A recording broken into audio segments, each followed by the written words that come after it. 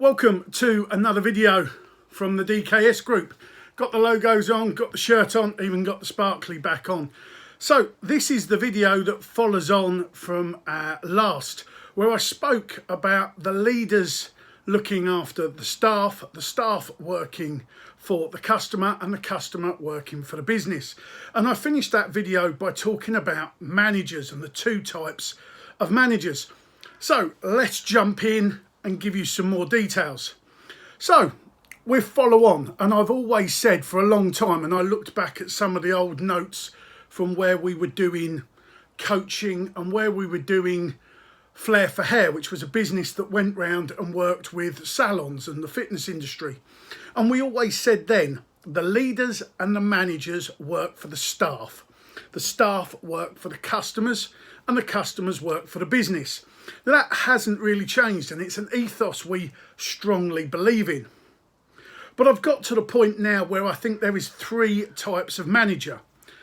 And the difference between these three types of manager, one of which I think is absolutely useless, but I want to share them. Now, I strongly believe, massively believe, the rest of the directors, the team, the consultants, and even the people work with.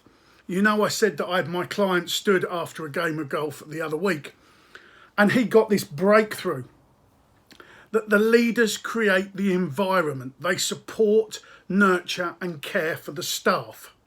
Now, we follow on. So the three types of manager that I've seen in 25 years of business. I've worked for people, self-employed, subcontractor, and there's three types of managers. One of which I genuinely believe is a waste of time. And this is going to be quite a shock, but you know that's the way I am.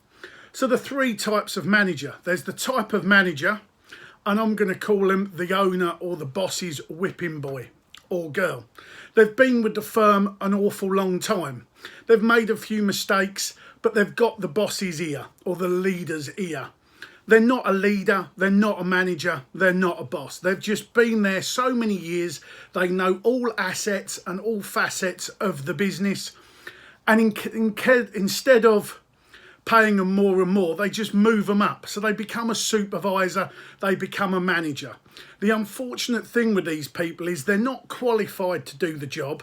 They don't really want the job. They've got no man management skills. They've got no understanding of the business. They just basically make snap decisions, or they say things like, it's above my pay grade, you better talk to the boss. Or they have an attitude that says, I've done your job, I can do your job, I'm telling you how to do it. Completely the wrong people to have managing or in a supervisory. So these are the people that tend to have been there 15, 20 years, they've been moved up because they're long standing. And then when the muck hits the fan, because you don't know how to lead your team, these are the people that can do that job, that job, that job, that job, and that job. They're kind of like your gophers. They can go and do anything. Great in one respect, but certainly alienate the rest of the workforce. They shouldn't be there. They should be sent on skills courses.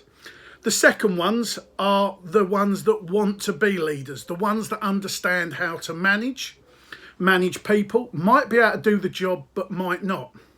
And the third are figures. Technically, they're accountants, but they're called managers. They haven't got an accountancy qualification, but they manage the figures. And you're going to go, hang on a minute, you're trying to be... And I said, yeah, I know. You are the leader, the owner of the business. You employ people, you nurture them, you care for them, you train them. Now, this is where we were talking about the juggling balls. You've got 30, 40, 50 staff, your wife, your family, your kids. You can't juggle all them balls, which is why you have deputies. And these deputies should be leaders in their own right. They should be people that are educated, skilled in man management, understand the figures, be able to communicate, nurture and care for the rest of the staff. Now, the idea being is that one of these managers, or these deputy leaders, as I like to call them, will have their own team. They'll be able to nurture, care for and respect their team, building up, taking their problems and their issues and helping them solve them. And you're going to go, hang on a minute. So I call it monkey management. And a lot of people kind of laugh and they joke. And I go, well, this is the way it is. You're walking down the corridor of your office. Monkey one comes out. Got a problem. Can you help me, boss? Yeah, of course I can. So that monkey's now on your back. You get to the next door. Boss, I've got a problem. I need to see you for 5 minutes. Some of that problem's now on your back. You get to the end of the corridor. You've then gained 30 monkeys on your back that are uncontrollable. Your staff are going home because technically they've run out of time, but you're the one working. And then you're looking down as a leader on your deputies going, well, what the hell are they doing? You know, he's still in the office at 8, 9 o'clock at night. Why are they out? You know, hang on. And then it all gets messed up. So the idea being is you have these managers, deputies, that know how to A, manage themselves, self-management, have a positive attitude, work with a team of people. Now that team might be from the youngest apprentice, the T-boy, right the way up, but they're the ones that get you the environment. You support the deputies, the managers. You make sure they have the tools and the power, the support network to support the rest of the team. The team then work for the customers work for the business. We get that. But this is the problem. So many business owners are too hands-on. We spoke about that in the last videos. Get out of the building, get out of the truck, get off the fork truck, get out of the office. And this is where it goes. Your deputies, the people you employ to help build your business, are there to take inspiration from you. You respect them and give them the tools to do their job. You don't micromanage. No. You let them deal with that. It can't go wrong. You've got a chain of command. Each one you can then support. So we go back to the juggling balls. You might have a staff of 50. You've got 5 deputies. You've only got to make sure the 5 deputies are okay. So juggling 5 balls is a lot easier than 50 balls. So make sure your deputies, your deputy leaders, understand the business, the ethos, the mission statement, and what you want. They will then go and support their team, break their teams down into manageable. They will then get the results. You support the 5 then support the 50. So basically 10 each. Fairly simple. And it is simplistic. The teams that work best, and you know DKS massively into our sport. There is one owner and one leader. Then there are deputies. Then there are people that work for them. Now, we've been in motorsport, we've been in football, we've been in rugby, and it works. There is normally a chairman that inspires the coach, the manager. So you take the biggest football team in the world, Manchester United. They had their chairman, Alex Ferguson, and the players. No, they didn't. They had a whole backroom team. They had a team that worked on the defence, the goals, the midfield, the attack. They had a team of people that worked around them. And although they all reported back, the environment was good. You look at Formula One. There's the guy that owns the team. Then there's the managers, the mechanics, the trainers, the coaches, the mindset people, the dietitians, the hospitality people, all in this lovely environment of nurture. When the guy is on pit wall, Adrian Newey, Tonto Wolff, any of them, Frank Williams, Claire Williams, they're sat on pit wall running a race team. They don't care what's being cooked in the kitchen. They've got a race being done. But their managers, their mini leaders, their deputies are making sure the hospitality's okay. The food's ready. The mechanics are ready for the pit stop. They're orchestrating, well done, good race, well done. Are we ready for this? Block 2. Everybody's singing from the same song sheet. They work as a team, they party as a team, they enjoy themselves as a team. So it comes back to a simple thing from me. Leaders and their deputies, I call them deputies, but leaders and deputies work for the staff work for the customers work for the business. So getting the right deputy. Now I've spoken about the 3 managers. The useless one, in 9 times out of 10 is a bit of a gopher. You haven't qualified them, you haven't trained them, they're just a whipping boy or a whipping girl, done all the jobs there and basically been moved up because they're there a while. Then you've got the man management people that want to just get involved. Yeah, I want to do that. And then you've got the numbers people. And fundamentally, they all have their place. But if you're going to have harmony in your team and your team are going to make the results, you all have to be on the same song sheet. You've got to understand the ethos, the mission statement, the attitude and the behaviour. It's led from the top down. The leaders lead by example. Come in, thank you very much. And I said this in the last video when I was at a race team. The boss man walked in. How you doing, Andrew? All right? Yeah, how was the trip? Looking forward to it. Send you the best wishes. Let me know if you need anything. Such and such is your leader, blah, blah, blah, blah, blah. And it worked.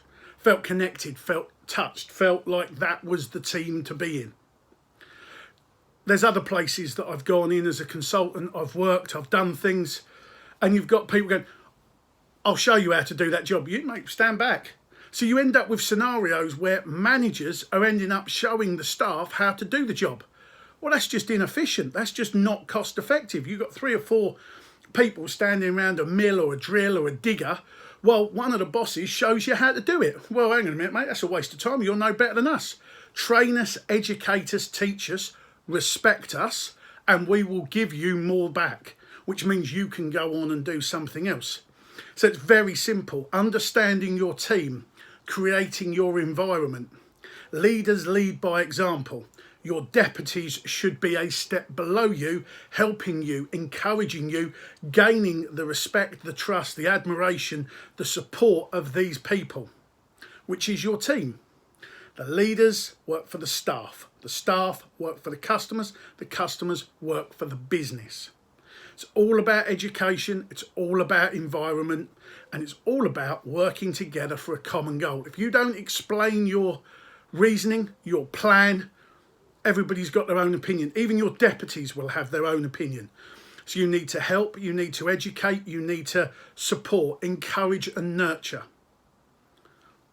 You are a leader. Lead by example. Your deputies should be following with their own attitude, their own mindset, one of positivity, supporting the team. Simple as. At the end of the day, if you want a business that's going to grow and it's going to grow successfully, you need a focused team. That team need to work. We've spoken in the past, you remember me talking to a good friend in recruitment, John Grinzel, about soft and hard assets. You know, whether you want more holidays, whether they want this, whether they want that, whether they want more money, whether they want coffee and tea at, you know, barbecue on a Friday night, uniform days. By your deputies understanding what your team and staff want, you create the environment so you get the best results. You don't get the best results. You empower your staff to give you the best results. There's only one of you and a load of staff. Get the staff working in the correct environment to give you the results while you go and get more work. And then thank them. Critically thank them. Mean it with purpose, thank them. Because they're the people working for the customers and the customers work for the business.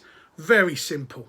So I'll leave you with that. We've had an amazing week. Obviously, we're in the new cabin, I suppose, hot tubs that size. So we've got the TV, we've got bits and pieces. Loving being out in the garden. We're away this weekend. We got golf, we got networking, we got clay shooting, and we're meeting a few clients, most of which have seen the last video and gone, Andy, wow, you know, I need to work with the DKS team. And obviously we've got consultants and we've got mentors and various things that are coming on board as well as we grow forward. But I'm the one that's going, what do you need? What do you want? How can we give you this? How can we support you? How can we nurture you going forward? Because I want to be able to leave them to a degree to do the job I want them to do so that I can do something else. So just think about that. The leaders, you, the owner, work for the staff. The staff work for the customer works for the business. Simple as that. Have a great weekend. Take care.